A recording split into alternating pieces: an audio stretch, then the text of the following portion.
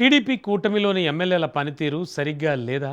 First time ఎమ్మెల్యేలపై ఎక్కువ వ్యతిరేకత ఉందా? సీఎం చంద్రబాబు ఎన్నిసార్లు హెచ్చరించినా కూడా ఆ ప్రజాప్రతినిధుల తీరు ఏమాత్రం మారడం లేదా?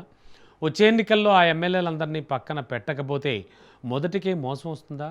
కూటమి 2 ఏళ్ల పాలనపై సర్వేలు ఇదే విషయాన్ని చెబుతున్నాయా? అధికార పార్టీ ఎమ్మెల్యేలపై అసంతృప్తిని ప్రతిపక్ష వైసీపీ క్యాష్ చేసుకుంటోందా? ప్రజల్లో అధికార పార్టీ గ్రాఫ్ తగ్గడం తమకు కలిసి వస్తుందని ఫ్యాన్ పార్టీ నేతలు అంచనా వేస్తున్నారా? వచ్చే ఎన్నికల్లో విజయం తమదే అని ఫ్యాన్ పార్టీ నేతలు ధీమా వెనక టీడీపీ ఎమ్మెల్యేలపై ప్రజల్లో పెరుగుతున్న అసంతృప్తి కారణమా? Let's watch. ఏపీలో టీడీపీ కూటమి అధికారంలోకి వచ్చి 2 ఏళ్ల పాలన పూర్తి చేసుకుంది. తమ 2 ఏళ్ల పాలన అద్భుతం అంటూ అధికార పార్టీ నేతలు చెబుతున్నారు. అంతేకాదు 2 ఏళ్ల పాలనపై రాష్ట్ర వ్యాప్తంగా విజయోత్సవ సంబరాలు చేశారు. అయితే తాజాగా కూటమి ప్రభుత్వంపై ప్రజల్లో వ్యతిరేకత ఉందా, లేక ప్రభుత్వంపై కాకుండా అధికార పార్టీ ఎమ్మెల్యేల పనితీరుపైనే ప్రజల్లో అసంతృప్తి పెరుగుతోందా అనే అంశాలపై సర్వేలు నిర్వహించారు. ఇదే ఇప్పుడు రాజకీయ వర్గాల్లో తీవ్ర చర్చకు దారితీస్తోంది. రాష్ట్రంలో కూటమి ప్రభుత్వం అధికారానికి వచ్చి 2 ఏళ్లు పూర్తి కాకముందే అధికార పార్టీ ఎమ్మెల్యేల పనితీరుపై వస్తున్న ఫీడ్బ్యాక్ అధికార వర్గాలను కూడా ఆలోచనలో పడేసిందనే చర్చ జరుగుతోంది. ముఖ్యంగా మొదటిసారి ఎమ్మెల్యేలుగా ఎన్నికైన ఫస్ట్ టైం ఎమ్మెల్యేలపైనే ఎక్కువ అసంతృప్తి వ్యక్తమవుతోందన్న ప్రచారం రాజకీయ వర్గాల్లో బలంగా వినిపిస్తోంది. ప్రజలతో నిరంతర సంబంధం కొనసాగించడంలో, నియోజకవర్గ సమస్యలను పరిష్కరించడంలో, పార్టీ కార్యకర్తలను సమన్వయం చేసుకోవడంలో అనుభవాలేమీ కొంతమందికి ప్రతికూలంగా మారిందట. తాజాగా అంతర్గత సర్వేలు, ఫీడ్బ్యాక్ నివేదికల్లో కూడా ఫస్ట్ టైం ఎమ్మెల్యేల పనితీరుపైనే ఎక్కువ ఆందోళన వ్యక్తమైనట్లు ప్రచారం జరుగుతోంది. కొంతమంది ఎమ్మెల్యేలు స్వయంగా పార్టీ నాయకత్వానికి ఇస్తున్న నివేదికల్లో కూడా స్థానికంగా ప్రజల్లో అసంతృప్తి పెరుగుతోందని ప్రస్తావించినట్లు రాజకీయ విశ్లేషకులు చెబుతున్నారు.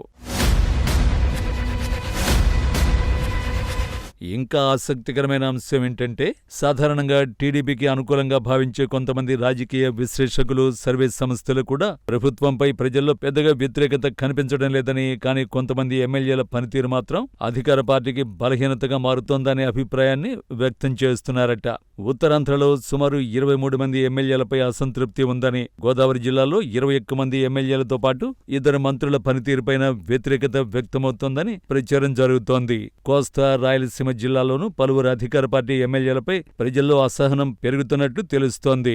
ప్రజలకు అందుబాటులో లేకపోవడం, స్థానిక సమస్యల పరిష్కారంలో జాప్యం, కార్యకర్తలకు ప్రాధాన్యం తగ్గడం, ఎమ్మెల్యేల బంధువులు, అనుచరుల పెత్తనం, స్థానిక స్థాయిలో వర్గ రాజకీయాలు, కొంతమంది ఎమ్మెల్యేలపై వస్తున్న అవినీతి ఆరోపణలు ఇవన్నీ కలిసి ప్రజల్లో అసంతృప్తికి కారణమవుతున్నాయని రాజకీయ విశ్లేషకులు అభిప్రాయపడుతున్నారు.